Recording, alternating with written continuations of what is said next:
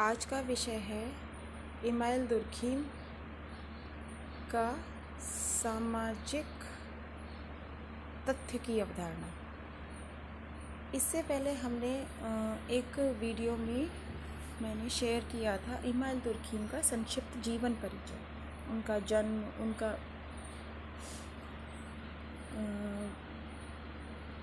सामान्य जीवन, पारिवारिक स्थिति और शैक्षणिक जीवन इत्यादि के बारे में बताया था। जन्म, जैसा कि आप सबको पता ही है, फ्रांसीसी विद्वान है, इनका जन्म फ्रांस में हुआ था और जन्म हुआ था 1858 में। यानी अब 1858 जब किसी भी विद्वान के जन्म और मृत्यु के बारे में देखा जाता है तो जन्म में एक चीज़ ध्यान देने वाली होती है कि उनकी जन्म तिथि और सन के आसपास की कुछ घटनाओं को याद कर लिया जाना चाहिए, हमारे देश से संबंधित और विश्व से संबंधित। दुर्खीम का जन्म हुआ था तो हमारे देश में 1857 में क्या हुआ था, स्वतंत्रता संग्राम हुआ। और हर विद्वान की विभिन्न अवधारणाएं और सिद्धांतों के पीछे उसकी तात्कालिक परिस्थितियों का बहुत बड़ा प्रभाव होता है। तात्कालिक समय और परिस्थितियों के आधार पर ही वो अपनी अवधारणाएं और सिद्धांत बनाता है। चलो ठीक है, अब हम आगे बढ़ते हैं। इमाइल दुर्खीम, जैसा कि हम सभी जानते हैं, एक प्रत्यक्षवादी फ्रांसीसी विचारक और एक प्रकारवादी विचारक भी है। प्रत्यक्षवाद क्या होता है? प्रत्यक्षवादी, दुर्खीम से पहले बहुत से समाजशास्त्री थे। बहुत से तो क्या, जैसे हमारे समाजशास्त्र के जनक ऑगस्ट कॉम्टे, उनसे पहले के सेंट साइमन, जिन्होंने समाजशास्त्र को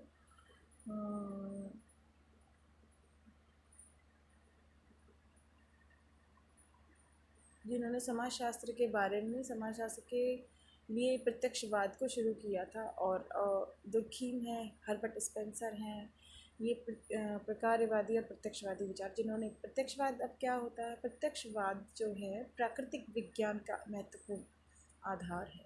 प्रत्यक्षवाद के अंतर्गत यह बताया गया है कि जो वस्तु, जो पदार्थ, समस्या, जड़, स्थिर है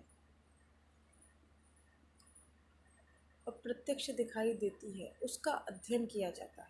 विज्ञान के नियम प्रत्यक्ष वस्तुओं पर लागू होते हैं।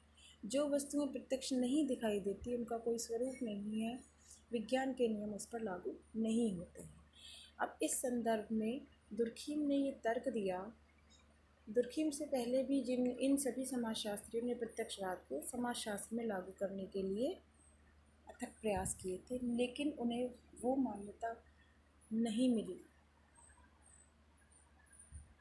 इसलिए दुर्खीम ने समाजशास्त्र को एक विज्ञान के रूप में मान्यता दिलाने के लिए यह तर्क दिया कि जब तक समाजशास्त्र की अपनी विषय वस्तु नहीं होगी, तब तक उसे विज्ञान नहीं माना जा सकता।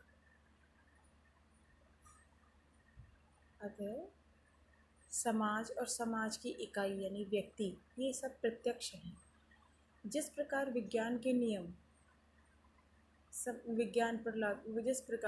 प्रत्यक्षवाद के नियम विज्ञान पर लागू होते हैं, उसी प्रकार प्रत्यक्षवाद के नियम और विज्ञान या वैज्ञानिक पद्धति के नियम समाज पर भी लागू होने चाहिए। अतः इन्होंने प्राकृतिक विज्ञान के नियमों पर समाज विज्ञान पर लागू करने के लिए अथक प्रयास किए। इसलिए इन्हें प्रत्यक्षवादी ज्ञान का, वैज्ञानिक प्रत्यक्षवाद का जनक कहा जाता है। वैज्ञानिक समाजशास्त्र का जनक कहा जाता है। इन्होंने एक अवधारणा दी इस संदर्भ में, सोशल फैक्ट्स यानी सामाजिक तथ्य की अवधारणा। हम सभी जानते हैं तथ्य क्या होता है। तथ्य वह है जो सत्य है, जिसे प्रमाण की आवश्यकता नहीं, जो सर्वज्ञ प्रमाणित है, वह तथ्य की श्रेणी में आ जाता है। इस संदर्भ में अब तथ्य को या सामाजिक तथ्य को दुर्खीम ने समाजशास्त्र की महत्वपूर्ण विषय वस्तु के रूप में माना। इस संदर्भ में इन्होंने एक अवधारणा दी। इनकी एक कोटेशन है, समाजशास्त्र सामाजिक तथ्यों का अध्ययन है। यानी समाजशास्त्र का आधार, समाजशास्त्र की विषय वस्तु सामाजिक तथ्य है। दुर्खीम ने सामाजिक तथ्य का अध्ययन अपनी प्रमुख पुस्तक the rules of sociological method 1895 में दी। सामाजिक तथ्य को इन्होंने किस तरह परिभाषित किया? इन्होंने कहा सामाजिक तथ्य मनुष्य के सोचने, कार्य करने और अनुभव करने के तरीके हैं। आपको दिखाई दे रहा होगा। इस लाइन पे ध्यान दीजिएगा। सामाजिक तथ्य से तात्पर्य व्यक्ति के सोचने, कार्य करने और अनुभव करने के तरीके। यानी दैनिक जीवन में व्यक्ति जो भी सामान्य कार्य करता है, सोचता है, जो अनुभव करता है, फिर उसे व्यवहार में लाता है, वो सब सामाजिक तथ्य है, जिसमें बाध्यता, बाह्यता और सामान्यता की विशेषताएं पाई जाती हैं। यानी 3 महत्वपूर्ण तत्वों पर जोर दिया है इन्होंने। बाह्यता, बाध्यता और सामान्यता। बाह्यता मतलब जो व्यक्तिक चेतना से बाह्य, बाध्य मतलब सामाजिक चेतना या सामाजिक समूह द्वारा व्यक्ति पर लागू होते हैं, बाध्य होते हैं, बाध्यकारी होते हैं, व्यक्ति उनके बिना कार्य नहीं कर सकता है। और समानता यानी एक समाज के सभी व्यक्तियों पर समान रूप से लागू होती है, कोई भिन्नता नहीं होती लागू में। समझ में आ गई है? अतः दुर्खीम ने आगे कहा कि मानव व्यवहार से जुड़े सभी पक्ष सामाजिक तथ्य नहीं होते हैं। सामाजिक तथ्य व्यक्ति के विचार, अनुभव, क्रिया का वह पक्ष है जिसका निरीक्षण वैश्विक रूप से संभव है और जो विशेष ढंग से व्यवहार करने को बाध्य करता है। यानी सामाजिक तथ्य मानव व्यवहार का वह पक्ष है जिसका निरीक्षण वैश्विक रूप से संभव है और जो विशेष ढंग से व्यवहार करने को बाध्य करता है। ठीक है, स्पष्ट है। इस बात से तथ्य स्पष्ट होता है कि सामाजिक तथ्य क्या है। अब इसको और डिफ़ाइन करने के लिए उन्होंने अपने जो अवधारणा दी थी उसके लास्ट में ये कहा है कि सामाजिक तथ्य क्रिया का स्थायी अस्थायी तरीका जो व्यक्ति पर बाह्य दबाव डालने में समर्थ होता है अथवा किसी समाज में सामान्य रूप से पाया जाता है, साथ ही व्यक्तिक अभिवृत्तियों से स्वतंत्र होता है। अब इसमें तीनों तत्व आ गए हैं, बाह्यता, बाध्यता और सामान्यता। यानी क्रिया करने का स्थायी और अस्थायी तरीका। अब यहाँ पर इन्होंने 2 बातें कह दी हैं, कार्य करने, विचार करने, अनुभव करने का तरीका अथवा क्रिया करने का वह तरीका, स्थायी और अस्थायी तरीका जो व्यक्ति पर दबाव डालने में समर्थ है, यानी बाह्यता, और समाज में सामान्य रूप से पाया जाता है, यानी सभी व्यक्तियों पर समान रूप से लागू होता है, सामान्यता, और व्यक्तिक अभिवृत्तियों से स्वतंत्र। उसमें व्यक्ति की एक व्यक्ति का कोई रोल नहीं होता, संपूर्ण समाज उसके पीछे होता है, यानी बाध्य होता है व्यक्ति के लिए। अतः स्पष्ट है कि दुर्खीम ने किया, विचार, अनुभव तीनों को सामाजिक तथ्य के रूप में शामिल किया है। मानव व्यवहार से जुड़े सभी पक्ष सामाजिक नहीं होते, क्योंकि मानव व्यवहार के कुछ पक्ष जैविकीय भी हो सकते हैं और कुछ पक्ष मनोवैज्ञानिक भी हो सकते हैं। यानी जैविकीय तथ्य, मनोवैज्ञानिक तथ्य और सामाजिक तथ्य। अब जैविकीय तथ्य में दुर्खीम ने किसे शामिल किया है? जैसे किसी व्यक्ति के आहार, भोजन की मात्रा, जैविकीय तथ्य, शारीरिक क्षमता का अलग अलग होना आदि जैविकीय तथ्य हैं। इसका निर्धारण में समाज का कोई रोल नहीं है।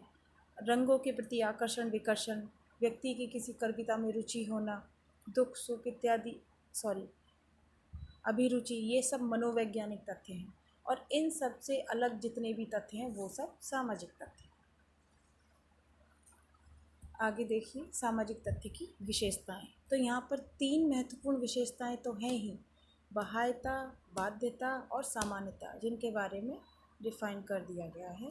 और उसके अलावा कुछ विशेषताएं हैं। सामाजिक तथ्य क्रिया, अनुभव और सोचने के तरीके, यानी व्यक्ति जो काम करता है, जो सोचता है, अनुभव करता है और जो व्यक्तिक चेतना से बाहर विशेष अभिवृत्तियों से संबंधित है और जिनका वैश्विक ढंग से परीक्षण किया जा सकता है, ये पहले भी बताया गया है। अब इसमें क्या है सामाजिक तथ्य? अब व्यक्ति क्रिया करने के तरीकों में विवाह, परिवार, नातेदारी, व्यवसाय, ये सब सामाजिक तथ्य हैं। सार्वभौमिक, यानी सामाजिक तथ्य का निर्माण एक व्यक्ति द्वारा नहीं होता। सामाजिक तथ्य के निर्माण के पीछे संपूर्ण समाज की अभिवृत्ति होती है और एक व्यक्ति को उसे मानना पड़ता है, बाध्य है वह उसे मानने के। तीसरा है सामाजिक तथ्य का पीढ़ी दर पीढ़ी हस्तांतरण। अब इसे हम कैसे समझेंगे? यानी जो भी सामाजिक तथ्य हैं पीढ़ी दर पीढ़ी हस्तांतरित होते हैं। अब जैसे हमारे मूल्य, परंपरा, विश्वास, नैतिकता के नियम, विवाह के नियम, पारिवारिक नियम पद्धति, नातेदारी के नियम, ये सब क्या है, पीढ़ी दर पीढ़ी आज तक हस्तांतरित होते चले आए हैं। समय और परिस्थितियों के अनुसार थोड़ा बहुत अंतर आता है, लेकिन मूल रूप में आज भी वे विद्यमान हैं। समय के साथ परिवर्तन है। अगली विशेषता है सामाजिक तथ्य सीखे जाते हैं, और उससे अगली है अधिवैयक्तिक, यानी व्यक्तिक से स्वतंत्र, समाज में मान्य। सीखे जाते हैं यानी व्यक्ति इन्हें जन्म से ही इन्हें इसमें व्याप्त नहीं होते। व्यक्ति समाजीकरण की क्रिया के माध्यम से विभिन्न सामाजिक तथ्यों के बारे में सीखता है। समय दर समय अपने पारिवारिक परिवेश में आकर परिवार संबंधी विभिन्न परंपरा, मूल्य, विश्वास आदि नियमों को धारण करता है और समाज का सक्रिय सदस्य बनता है। तो स्पष्ट है कि सामाजिक तथ्य जो है वो सीखे जाते हैं। अगला है सामाजिक तथ्य के 3 मूल तत्व जो बताए थे उसके बारे में डिफाइन किया गया है यहाँ पर कि बाह्यता क्या होती है। स्पष्ट है इसके जैसा कि शब्द है, व्यक्ति के जन्म से पहले ही समाज में व्याप्त होते हैं। इनके पीछे सामाजिक अभिवृत्ति होती है। प्रत्येक व्यक्ति की सोच, कार्य आदि का निर्धारण उसके सामाजिक परिवेश के अनुसार होता है। बाध्यकारी होते हुए भी सामाजिक तथ्य में बाध्यता का नियम लागू होता है। बाध्यकारी होते हुए भी व्यक्ति को ये महसूस नहीं होता कि ये बाध्यकारी है, क्योंकि प्रत्येक व्यक्ति समाजीकरण की क्रिया के दौरान उन्हें सहज रूप से आंतरिकृत कर लेता है और उसकी दिनचर्या में शामिल हो जाते हैं ये सामाजिक तथ्य। अगला है सामान्यता। सामाजिक तथ्य सभी के लिए सामान्य है, क्योंकि ये किसी एक व्यक्ति या कुछ व्यक्ति में संपूर्ण समाज पर समान रूप से लागू होते हैं। आगे देखिए, दुर्खीम ने सामाजिक तथ्यों के भी 2 प्रकार बताए, सामान्य सामाजिक तथ्य और व्याधिकीय सामाजिक तथ्य। सामान्य सामाजिक तथ्य कैसा होता है? सामान्य सामाजिक तथ्य वह तथ्य है जो सभी समाजों में या किसी समाज के सभी व्यक्तियों में समान रूप से पाया जाता है, वो सामान्य सामाजिक तथ्य है। अब इस संदर्भ में दुर्खीम ने एक उदाहरण प्रस्तुत किया कि अपराध,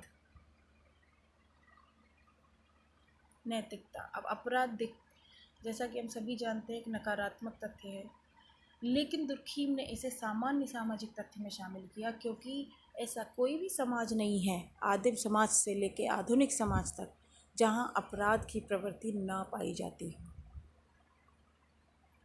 यानी अपराध की प्रवृत्ति सर्वव्याप्त है, और अपराध की वजह से ही समाज में नैतिकता और कानून जैसी संस्थाओं का जन्म होता है, जिससे व्यक्ति सामाजिक के अनुरूप व्यवहार करना सीखता है। इसलिए अपराध जो है सामान्य सामाजिक तथ्य है। अगला है व्याधिकीय सामाजिक तथ्य। व्याधिकीय सामाजिक तथ्य, जो सामाजिक तथ्य सभी समाज या एक समाज के सभी व्यक्तियों में से संबंधित नहीं होता है, एक या कुछ व्यक्तियों से संबंधित होता है, ये व्याधिकीय सामाजिक तथ्य है। इसका उदाहरण है आत्महत्या।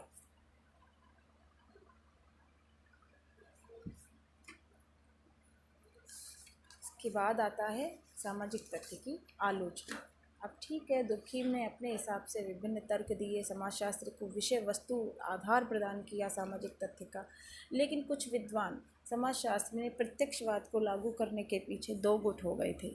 एक प्रत्यक्षवाद का विरोधी था और एक प्रत्यक्षवाद का समर्थक था। तो प्रत्यक्षवाद के विरोधी गुट ने दुर्खीम के सामाजिक तथ्य की आलोचना की है। इस संदर्भ में पहली आलोचना है ग्रेबियल टार्डे की है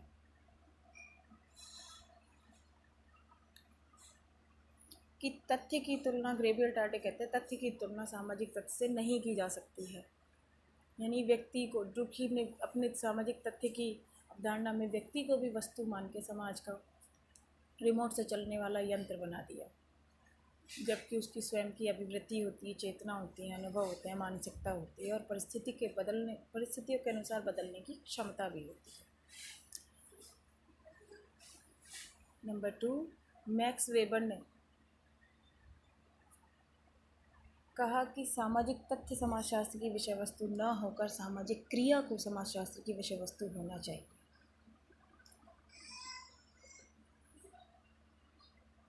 क्योंकि तथ्य जो है विज्ञान का विषय होता है।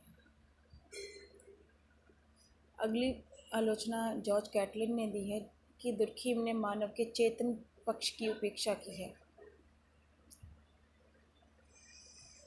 क्योंकि किसी भी समाज में बाह्यता और बाध्यता एक व्यक्ति पर सीमित रूप से ही मान्य है, क्योंकि उसकी स्वयं की अभिवृत्ति, विश्वास और मानसिकता भी होती है। समाज के विरुद्ध चलने की भी मानसिकता होती है उसकी। तो इस संदर्भ में दुर्खीम का ये सिद्धांत सही नहीं है। लेकिन समाजशास्त्रियों के लिए दुर्खीम से पूर्व समाजशास्त्र की किसी भी विद्वान ने विषय वस्तु का निर्धारण नहीं किया था। इस संदर्भ में दुर्खीम का महत्वपूर्ण योगदान है, अविस्मरणीय है। उन्होंने समाजशास्त्र को वह आधार प्रदान किया जिसके आधार पर विषय के रूप में इसका विकास संभव हो सका। सामाजिक तथ्य के मुद्दे पर समाजशास्त्री, आगे भी मैंने पहले भी बताया है कि 2 भागों में बटे हुए हैं और इनका तर्क है, व्यक्ति जिस समाज में जन्म लेता है उसके मूल्य, मान्यताओं, अपेक्षाओं के अनुरूप व्यवहार करता है और करने के लिए बाध्य होता है, जिससे वह समाजीकरण की क्रिया के दौरान आंतरिकृत करता है, परंतु यानी धारण करता है अपने आप में। यह बाध्यता और बाह्यता किस दर तक सामान्य है, यह विवाद का विषय है। जैसे परंपरागत समाज में महिलाओं द्वारा घरेलू कार्य, राजस्थान में बाल विवाह, ये ऐसे कुछ अपवाद हैं।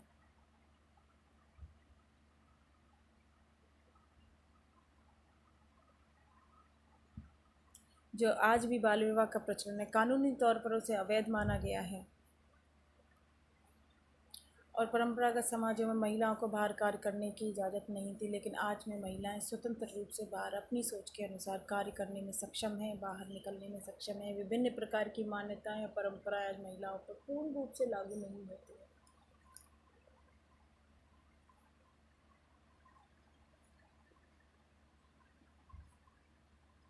अतः आज का विषय यहीं समाप्त होता है। इस संदर्भ में अगर आपको और पढ़ना है और कुछ देखना है तो कुछ पुस्तकें हैं, डी गुप्ता और शर्मा की बुक में आपको मिल जाएगा, सरल भाषा में है। और सिंघी और गोस्वामी की बुक है, नरेंद्र कुमार सिंघी की बुक है, उसमें भी सामाजिक तथ्य के बारे में बताया गया है। और भी अगर आपको पढ़ना है तो इनकी रेफरेंस बुक से भी आप पढ़ सकते हैं। अगर आपको इंग्लिश मीडियम है, आपको इंग्लिश में पढ़ सकते हैं, तो फिर इनकी रेफरेंस बुक को डाउनलोड करके और विस्तार से आप पढ़ सकते हैं। अब ये जो आपको विषय जिसके बारे में आपको बताया गया है, इस संदर्भ में कुछ ऐसे क्वेश्चंस भी मैंने बनाए हैं जिनका आंसर सीधे सीधे आपको मिल जाएगा। वो आगे हैं।